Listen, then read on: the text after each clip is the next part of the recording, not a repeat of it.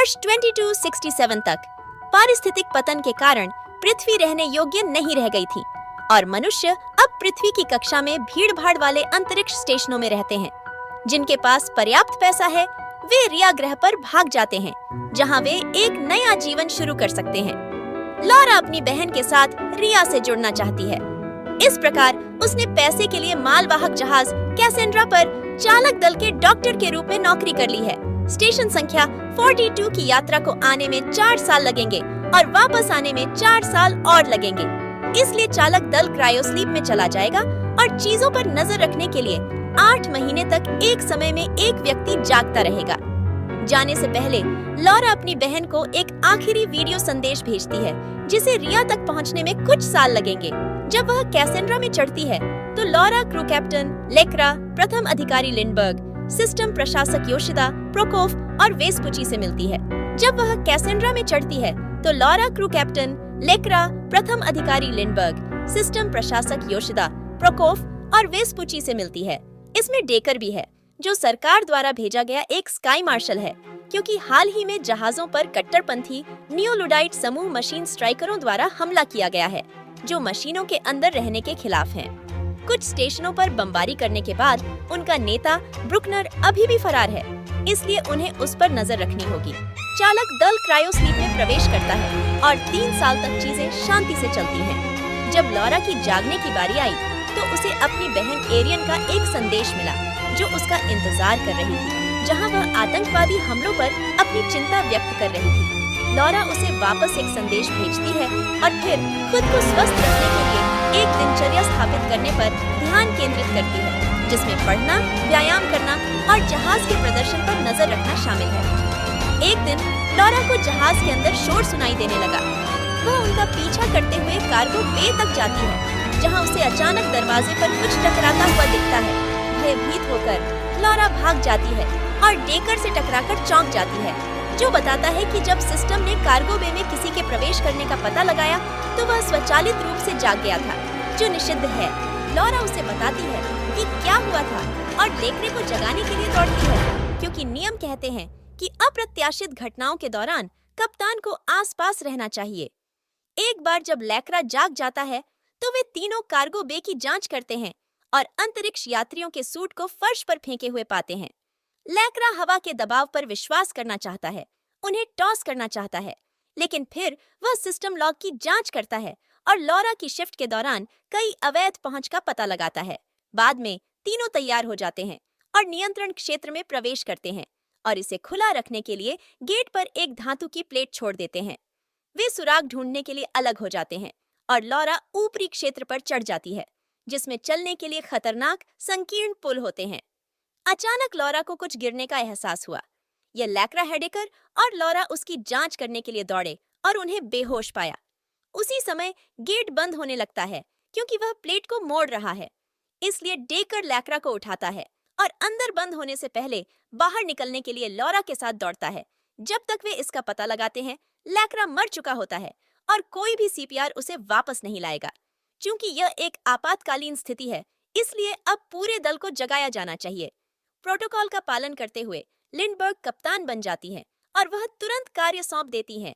Yoshida को संदिग्ध गतिविधि के लिए लॉग का निरीक्षण करना चाहिए। लॉरा को लेक्रा का शव परीक्षण करना होगा और प्रोकोफ तथा वेस्पुची को गेट ठीक करना होगा।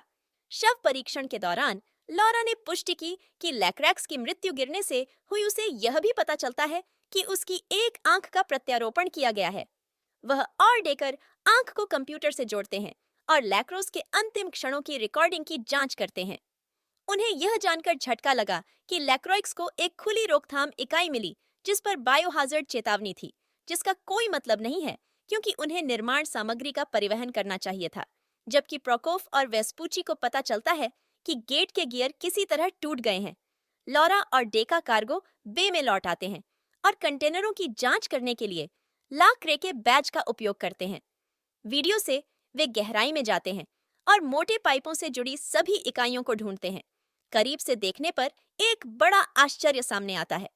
इन सब के अंदर सोए हुए इंसान हैं।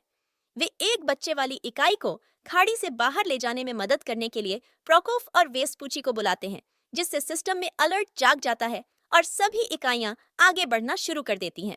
पुरुष काफी तेजी से आगे बढ़ते हैं, लेकिन लॉरा लगभग गिर जाती है और उसे सीढ़ियों पर चढ़ना पड़ता है जब तक कि डेकर उसकी मदद के लिए नहीं आता।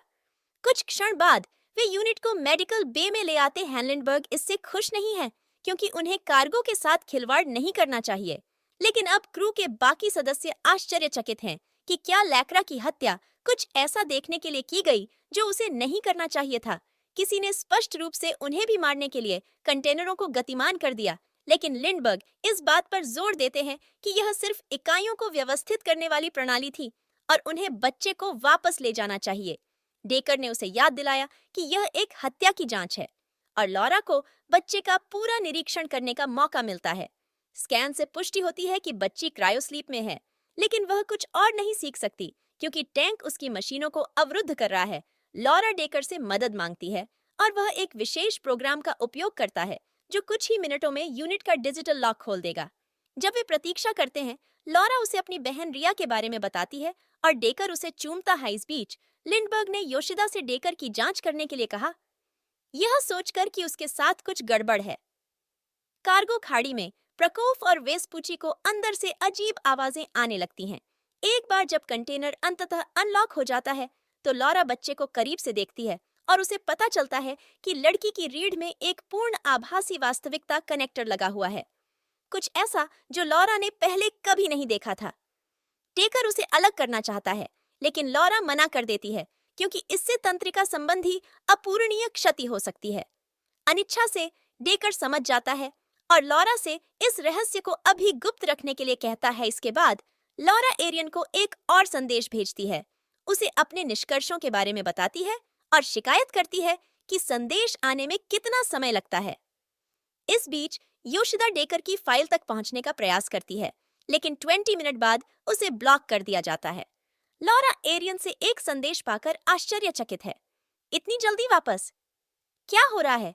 इस बारे में उलझन में वह डेकर से भिड़ती है और उससे पूछती है कि वह रहस्य क्यों छिपाना चाहता है और वह क्यों जानता है कि इकाइयों को कैसे खोलना है। जवाब देने के बजाय डेकर ने उसे चूम लिया और उन दोनों में घबराहट होने लगी। कुछ घंटों बाद लिंडबर्ग ने सभी को डेक पर बुलाया और उन्हें सूचित किया कि योशिदा ने पाया कि किसी ने क्रायो चैम्बर के लॉग में हेरफेर किया है। यह पता चला कि डेकर को नियमित आधार पर जगाया गया था, लेकिन डेकर का कहना है कि जहाज पर जांच करना उसके कर्तव्य का हिस्सा है। समय समय पर लिंडबर्ग को उस पर लैक्रा का हत्यारा होने का संदेह होता है और वह उसे गिरफ्तार करने की कोशिश करता है, जिससे डेकर को अपना बचाव करने की कोशिश करनी पड़ती है। योशिदा और वेस्पुची उस पर काबू पाने में कामयाब हो जाते हैं, लेकिन संघर्ष में डेकर को चोट लग जाती है और लॉरा उन्हें रक्त प्रदूषण से बचने के लिए उसे मेडिकल खाड़ी में लाने के लिए कहता है। लॉरा डेकर के घाव की देखभाल करती है, जबकि डेकर की चिट चैट की कोशिशों को नजरअंदाज कर देती है। और उसके जाने से पहले डेकर ने कबूल किया कि वे स्टेशन नंबर 42 पर नहीं जा रहे हैं, वे वास्तव में रिया के पास जा रहे हैं। इसके बाद डेकर को वापस क्रायोस्लीप में डाल दिया जाता है। निजी तौर पर लॉरा योशिदा से जहाज के गंतव्य की जांच करने के लिए कहती है। योशिदा ने पुष्टि की कि वे स्टेशन संख्या 42 पर नहीं जा रहे हैं और चूंकि उड़ान शुरू होने के बाद निर्देशांक बदलना असंभव है, इसका मतलब है कि इसकी योजना यहीं से बनाई गई थी।